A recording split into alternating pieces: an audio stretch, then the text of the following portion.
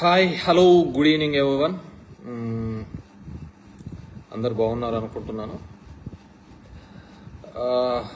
నిన్న ఢిల్లీలో జరిగిన సంఘటన మన నుంచి మనం మాట్లాడుకుంటున్నాం. నీట్ పేపర్ లీక్ సంబంధించి సోనం వాంగ్చుక్ గారు ధర్నా కూర్చున్నారు. నియర్లీ 20 days తర్వాత ఆయన్ని అక్కడి నుంచి లిఫ్ట్ చేసే కార్యక్రమం చేయడం జరిగింది. సో అదంతా అయిపోయిన తర్వాత నిన్న వాళ్ళు ఒక ప్రొటెస్ట్ చేస్తుంటే సోషల్ మీడియా ద్వారా అన్ని చోట్ల చూసిండొచ్చు ఏ విధంగా అక్కడ పోలీసులు ఇది చేసినారు. నాకు గుర్తు అప్పుడు లోక్పాల్ అప్పుడు కూడా అన్నా హజారే, అప్పుడు మేము కాంగ్రెస్లో ఎమ్మెల్యేలుగా ఉంటుంది, అన్నా హజారే దీక్ష కూర్చున్నప్పుడు కూడా లోక్పాల్ బిల్లు కోసం చేస్తున్నప్పుడు కూడా 13 daysలోనే లోక్పాల్ బిల్లు అనేది ఒకటి ఇవ్వడం జరిగింది. తర్వాత దాని గురించి ఒక డైలాగ్ డిస్కషన్ అనేది జరిగింది. అప్పుడు 2G స్పెక్ట్రమ్ కేసు, నిర్భయ లాంటి కేసులు, చట్టాలు ఇవన్నీ జరిగినప్పుడు అవన్నీ రావడం జరిగింది. సో ఇది ఎడ్యుకేషన్ సిస్టమ్ మీద దాని మీద ఒక అకౌంటబిలిటీ ఉండాలని సిబిఎస్ఈ కావచ్చు, నీట్ కావచ్చు, మన రాష్ట్రంలో జరిగిన డిఎస్సి కావచ్చు, ఈ ఎగ్జామ్స్లలో ట్రాన్స్పరెన్సీ ఉండాలి, అకౌంటబిలిటీ ఉండాలి. ఎవరైనా కానీ ఇలాంటివి చేస్తే వాళ్ళకి ఖచ్చితంగా రిజిగ్నేషను ఏదో ఒకటి జరగాలి అనేది ఉండాలి. నాకు తెలిసి లాస్ట్గా ముంబై అటాక్ జరిగినప్పుడు అనుకుంటా అప్పుడున్న హోమ్ మినిస్టర్ అతను రిజైన్ చేయడం జరిగింది, చీఫ్ మినిస్టర్ రిజైన్ చేయడం జరిగింది. దాని తర్వాత ఎక్కడ అకౌంటబిలిటీ ఎక్కడ కనపడటం లేదు. సో వాట్ ఎవర్ మేబీ ఈరోజు చాలామంది అనార్గనైజ్డ్గా అంత పెద్ద ఎత్తున రావడం, మామూలుగా పొలిటికల్ పార్టీలు నడిపిస్తూ ఉంటాయి, ఇది జరుగుతూ ఉంటాయి.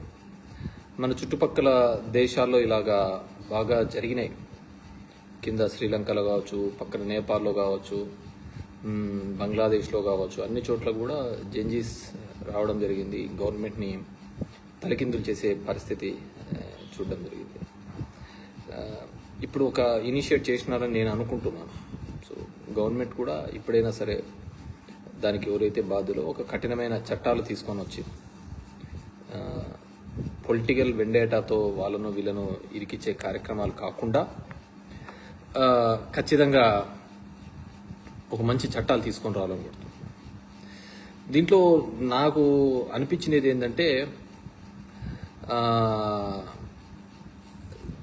నేను చిన్నప్పటి నుంచి కూడా ఎవరైతే సినిమాలలో హీరోలుగా అనుకున్నారు, హీరోలుగా పెరిగినారు, తెల్ల గుర్రం మీద నల్లగా డ్రెస్ వేసుకొని మొహానికి కప్పుకొని అనాథ దీవులకు అండగా నిలబడతానన్న వ్యక్తి మాట్లాడడం లేదు. ఏ కష్టం వచ్చినా నేను ఉంటామనుకున్నా వీళ్ళందరూ మేము చిన్నప్పుడు అంతా హీరోయిజంగా బతికినారు. కానీ అదే ప్రకాష్ రాజ్ లాంటి వాళ్ళు, షియాజీ షిండే లాంటి వాళ్ళను వీళ్ళని చూస్తేనే విలన్గా, వీళ్ళు వస్తేనే భయపడే విధంగా వీళ్ళు వస్తేనే ఉండేవాళ్ళు. వాళ్ళు ఇలాంటి దానికి బహిరంగంగా వచ్చి సపోర్ట్ చేస్తున్నారు. అంటే రియల్లీ హీరోలు మాట్లాడలేకపోతున్నారు, నేను సైతం అని వచ్చేవాళ్ళు మాట్లాడలేకపోతున్నారు. విలన్లుగా సినిమాలలో విలన్ రోల్ పోషించిన వాళ్ళు హీరోయిజంగా ముందుకు వచ్చి మాట్లాడుతున్నారు. మేబీ మన ఆలోచన విధానం తప్ప, లేకుంటే వాళ్ళ ఆలోచన విధానమో తప్పో నాకు అర్థం కావటం లేదు. నేను చాలాసార్లు చూసినాను ఈ సోకాల్డ్ హీరోస్, వెండి తెరల మీద దేవుడిగా కొలిచేవాళ్ళు, వీళ్ళందరూ కూడా ఈ సందర్భంలో మాట్లాడాలి. దేశం కోసం మాట్లాడాల్సిన అవసరమో ఆవశ్యకత ఉంది. పొలిటికల్ పార్టీస్ కంటే అవి ఇవి ఉంటాయంటే కానీ మీకేముంటాయి చెప్పండి. మాట్లాడితే ఇంకా రియల్ లైఫ్లో హీరో అవుతారు. కేవలం తెర మీద కాకుండా హీరోలు అయ్యే కార్యక్రమం జరుగుతూ ఉంటుంది. సో అలాంటివన్నా ఇనిషియేట్ చేస్తారేమో అనుకుంటున్నాను. మన హీరోయిజం సెలబ్రిటీస్, సోకాల్డ్ సెలబ్రిటీస్ అని చెప్పుకునే వాళ్ళు సో మనీ నార్త్ ఇండియాలో అయితే మాట్లాడారు. మన తెలుగు రాష్ట్రాల్లో అయితే ఎవరు మాట్లాడినట్టయితే నాకేం కనపడటం లేదు. అయినా నీట్ పేపర్ అన్న తర్వాత అది మొత్తం నేషన్ వైడ్ ఎగ్జామ్ కదా, మన ఏరియాలో ఎందుకు జరగటం లేదు నాకు అర్థం కావటం లేదు. మన వాళ్ళందరూ కూడా బెనిఫిట్ షోలకు చూపించినంత ఉత్సాహము నీట్ పేపర్లు, సిబిఎస్ఈ పేపర్ల మీద లీక్ అవుతున్నప్పుడు చూపించలేకపోతున్నారేమో అర్థం కావటం లేదు. మన వాళ్ళు బెనిఫిట్ షోలకు అయితే ఓపెన్ చేస్తేనే ముందుకు ఉంటా అంటారు. నీట్ పేపర్ లీక్ అయినా కనపడరు, డిఎస్సి లీక్ అయినా కనపడటం లేదు, ఏది లీక్ అయినా కానీ మాట్లాడే గొంతుకు లేపినాడు. అంతేలే మాట్లాడతాను ప్రశ్నిస్తామనుకున్న వాళ్ళే ప్రశ్నించలేని పరిస్థితిలో ఉంది. నిన్న ఎక్కడో చూసిన, నిన్న సుప్రీంకోర్టు ఒక దీని మీద మాట్లాడుతూ రామ మందిరంలో డబ్బులు దగ్గర 200 కోట్ల రూపాయలు వరకు జరిగిన ట్రాన్సాక్షన్స్లో ఇల్లీగల్ ట్రాన్సాక్షన్స్ కాదు, దొంగతనం జరిగింది, అక్కడ థెఫ్ట్ కాబడింది అనే దాని మీద దీన్ని పొలిటికలైజ్గా చేయొద్దండి, మాట్లాడొద్దని చెప్పడం చాలా బాగా చెప్పారు.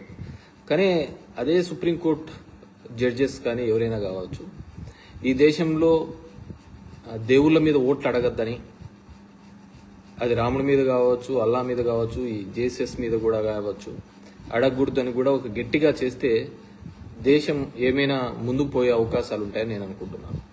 ఎందుకంటే ఈరోజు ఆర్థికంగా చాలా వెనుకబడినాం, మాటలు మాత్రం కోటలు దాటుతున్నాయి.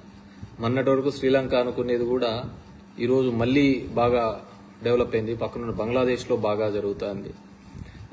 మనం ఏ విధంగా ఫాలో అవుతున్నామో తెలుస్తుంది. ఇంటర్నేషనల్గా మన విశ్వగురు రోజు తిరుగుతూనే ఉన్నాడు, కానీ ఎక్కడే కానీ మన క్రెడిబిలిటీ కానీ ఏ విధంగా ముందుకు పోయే పరిస్థితి లేదు. మన డాలర్ కావచ్చు, మన ఇంటర్నేషనల్ ర్యాంకింగ్స్లో కావచ్చు, జిఎస్డిపిలో కావచ్చు, ఎక్కడ ముందుకు పోయే పరిస్థితి. నాకు ఒకటే వచ్చింది, మన మోడీ గారు పోయినప్పుడు వివిధ దేశాల్లో ఆయనకి ఎన్ఆర్ఐస్ అందరూ కూడా విపరీతంగా ఆహ్వానం పలుకుతూ ఉంటారు. డెఫినెట్గా వాళ్ళందరూ విజయోత్సవాల లాగా పెద్దగా జరుపుతుంటారు, ఎన్ఆర్ఐస్ ముఖ్యంగా.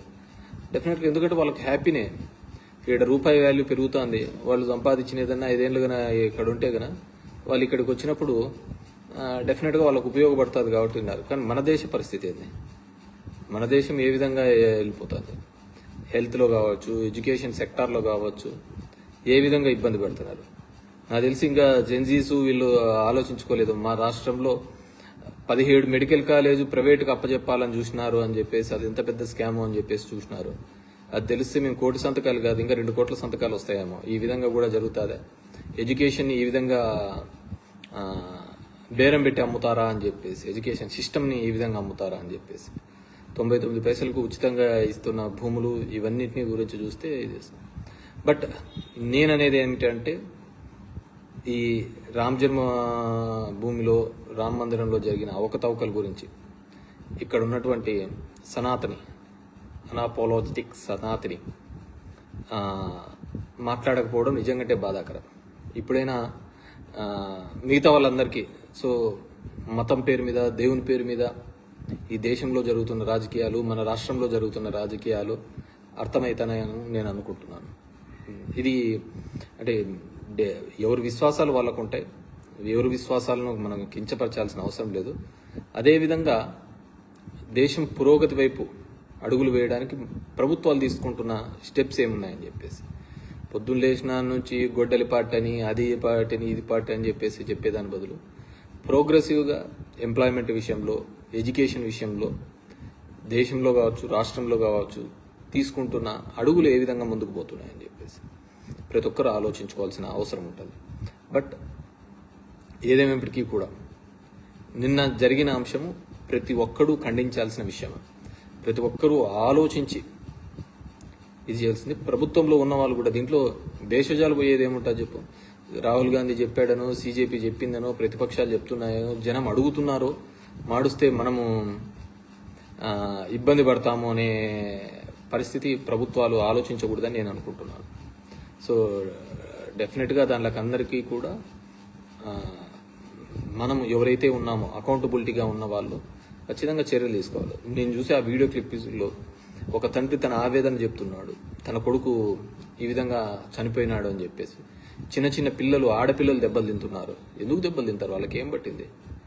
నేను ఎప్పటి నుంచో చెప్తూనే ఉంటాను, ఎన్నో ఏళ్ళగా నుంచి నేను చెప్తున్నాను. ఈ దేశంలో ఒక్కటే అని అనుకుంటున్నాను, మ్యాక్సిమం ఉండొచ్చు, కానీ మార్కులు తక్కువ ఉన్నాయని ఆత్మహత్యలు చేసుకునేంత ఒక పనికి మాలిన ఎడ్యుకేషన్ సిస్టమ్ తీసుకొని వచ్చినాయి మనమే. అది తల్లిదండ్రుల పాపమే కావచ్చు, లేకుంటే ఒక అన్హెల్తీ కాంపిటీషనే అయి ఉండొచ్చు. మార్కులు వచ్చిన వాడే మేధావిని సొసైటీలో నీ కోసం కాకుండా పక్కన ఉన్న వాళ్ళ బాగా, అంటే పక్కింటోడు బాగా వచ్చినాయని నీకు తక్కువ వచ్చినాయని చెప్పేసి పక్కింటో డాక్టర్ అవుతున్నాడు, నువ్వు డాక్టర్ కావాలని, వాడు ఇంజనీర్ అవుతున్నాడు, నువ్వు ఇంజనీర్ కావాలి, వాడు అమెరికా పోయినాడు, మీరు అమెరికా పోవాలని చెప్పేసి ఒక అన్హెల్తీ కాంపిటీషన్ పిల్లలలో ఎక్కడా లేనంత విధంగా మనం ఆ ప్రెజర్ బిల్డప్ చేసుకోవడం వల్ల ఈ సూసైడ్స్ ఎక్కువగా జరుగుతున్నాయి. దానికి తోడు ఇలాంటివి పేపర్ లీక్స్ ఇవన్నీ. నాకు బాగా గుర్తు, నా 10th క్లాస్ పేపర్ లీక్ అయింది, నా intermediate first year paper leak అయింది, నా intermediate second year paper leak అయింది. ఇంజనీరింగ్లో నాకు కాలేదు కానీ మెడ్రాస్ యూనివర్సిటీ పేపర్ లీక్ అయింది, మా యూనివర్సిటీలో కాలేదు కానీ ఈ 3 సార్లు కూడా నేను 10th ఉన్నప్పుడు, అదేవిధంగా inter first year second year కూడా చంద్రబాబు నాయుడు ముఖ్యమంత్రి ఆయనే, కానీ అప్పుడు కూడా పేపర్లు లీక్ అయినాయి, ఒకసారి వెరిఫై చేసుకోవచ్చు. సరే, ఈ రోజున్న పరిస్థితులలో, ఈ రోజు ఇంత టెక్నాలజీ వచ్చి ఏ విధంగా ఉన్న పరిస్థితులలో కూడా సిబిఎస్ఈలో మిస్ మ్యాచ్ అయినాయి, వాటిలో తప్పులు జరిగినాయి, వాటి గురించి మాట్లాడలేదు. ఈ రాష్ట్రంలో మెడికల్ కాలేజీలు ప్రైవేట్ పీపీపీకి పోతున్నాయి. ఏ దానిలకు మనము పెట్టుబడి పెడుతున్నాం కానీ కాలేజీల మీద, హాస్పిటల్ గవర్నమెంట్ దానిల మీద పెట్టలేకపోయిన పరిస్థితి జరుగుతుంది. సో అంతటి దౌర్భాగ్యమైన పరిస్థితి. అవర్ ప్రియారిటీస్ అని బుల్లెట్ ట్రైన్లలో పెట్టాలి అని చెప్పేసి అందరం కోరుకుంటున్నారు, కానీ మామూలుగా ఉన్న ట్రైన్లలో సరిగ్గా బెర్తులు లేవు, ఇది లేవు. మీరు నార్త్ ఇండియాకి పోయినాకో ఉన్న ట్రైన్లలో టికెట్ తీసుకునేవాడు ఉన్నాడు. ఈ అసమానతలు అన్నీ ఉన్నాయన్నమాట. సో వీటన్నిటి గురించి కూడా మాట్లాడాలి. కానీ వాట్ ఎవర్ మేబీ ఢిల్లీలో చేస్తున్న దీనికి ప్రతి ఒక్కరూ కూడా ఆ పిల్లలకి తోడుగా ఉండాల్సిన అవసరం ఉంటుంది. అదేందో సిజేపీ కాక్రోచ్ జనతా పార్టీ, ఒక జస్టిస్ సూర్యకాంత్ అన్న ఒక మాటల నుంచి పుట్టుకొచ్చిన పార్టీ అంటే ఎంతగా ప్రజల్లో అది ఉండిపోయిందో దీనికి నిదర్శనం. ఆ వ్యతిరేకత భావత ఒక్కసారి అది కాక్రోచెస్ లాగా పుట్టుకొస్తున్నారు నిరుద్యోగులు అనే ఒక మాటతో ఒక పార్టీ పెట్టి అది ఈరోజు పార్లమెంటు నుంచి ముట్టడించే స్థాయికి వెళ్ళిపోయిందనమాట. సో మనం మాట్లాడే మాటలు, మనం మాట్లాడే ఇవి కూడా ఒక హోదాలో ఉన్నప్పుడు జాగ్రత్తగా మాట్లాడాల్సిన అవసరం ఉంటుంది. ఇప్పటికైనా I request all the celebrities, please support CJP. ఎందుకంటే మిమ్మల్ని అందరూ హీరోలుగా అనుకుంటున్నారు, మీరు విలన్లుగా మారిపోవద్దండి. మీరు నిజ జీవితంలో హీరోలుగానే ఉండండి. నిజ జీవితంలో సినిమాలో విలన్లుగా ఉన్న వాళ్ళు నిజ జీవితంలో హీరోలుగా కనపడుతున్నారు. సో మీరు ఒక మాట చెప్పితే అది ఎంతోమంది యువతకు ప్రేరేపిస్తుంది. మిమ్మల్ని నమ్ముతారనే కదా, మిమ్మల్ని చూసి జనాలు వస్తున్నారనే కదా మీరు రాజకీయ పార్టీలు పెడుతున్నారు. ఆ పార్టీలలో మనం ఏం చెప్తే చెల్లుబాటు అవుతుందనే పద్ధతిలో మాట్లాడుతున్నారు అంటే మిమ్మల్ని నమ్ముతున్నారు జనం అని. సో కాబట్టి మిమ్మల్ని నమ్ముతున్నారు కాబట్టి మీరు మాట్లాడాల్సిన అవసరం ఉంది, చెప్పాల్సిన అవసరం ఉంది. ఈ దేశం బాగుండడం కోసం మాట్లాడాల్సిన ఆవశ్యకత ఉంది. అదేవిధంగా ముఖ్యంగా పవన్ కళ్యాణ్ గారు, మీ భావజాలాలు చెగువేరా నుంచి వచ్చిన వాళ్ళు, మీరు ఆయన స్ఫూర్తితో వచ్చిన వాళ్ళు కాబట్టి మీరు మాట్లాడాల్సిన ఆవశ్యకత ఉంది. అండ్ బాలాజీ బాలరెడ్డి అంట, ఆయన పాపం పెడుతూనే ఉన్నాడు స్కై రూట్ రాకెట్ లాంచ్ గురించి మాట్లాడండి నా ఫ్యూ వర్డ్స్ అని. ఏం మాట్లాడాలా? ఇస్రో నుంచి దగ్గర ఈ 6 నెలలలో 120 మంది సైంటిస్టులు వాలంటరీ రిటైర్మెంట్ తీసుకున్నారు అని చెప్పేసి మాట్లాడాలా? ఆ రిటైర్మెంట్ అనేది అంత స్పీడ్గా తీసుకోకూడదు అనే ఉద్దేశంతో ఆ రిటైర్మెంట్ ప్రాసెస్ని కూడా కఠినతరం చేసింది గవర్నమెంట్ ఆఫ్ ఇండియా అని కూడా చెప్పాలి. ఎందుకు వాళ్ళందరూ కూడా మారుతున్నారనే విషయాన్ని కూడా ఆలోచించుకోండి. ఎందుకు వాళ్ళందరూ రిజైన్ చేస్తున్నారు? వీఆర్ఎస్ ఎందుకు తీసుకుంటున్నారు? ఒక గవర్నమెంట్ ఇన్స్టిట్యూట్లో ఉన్న ఇస్రో వాళ్ళు గత 6 నెలలు 8 నెలల్లో 120 మంది రిజైన్ చేసినారు. అంటే సీనియర్ అఫీషియల్స్ అందరూ రిజైన్ చేసినారు. ఎందుకు రిజైన్ చేస్తున్నారు? ఎక్కడ పోతుంది? కాబట్టి అదే చెప్తున్నాను కదా, పవన్ కళ్యాణ్ మళ్ళీ ఒక ఇన్స్పిరేషన్ సాంగ్, నమ్మద్దు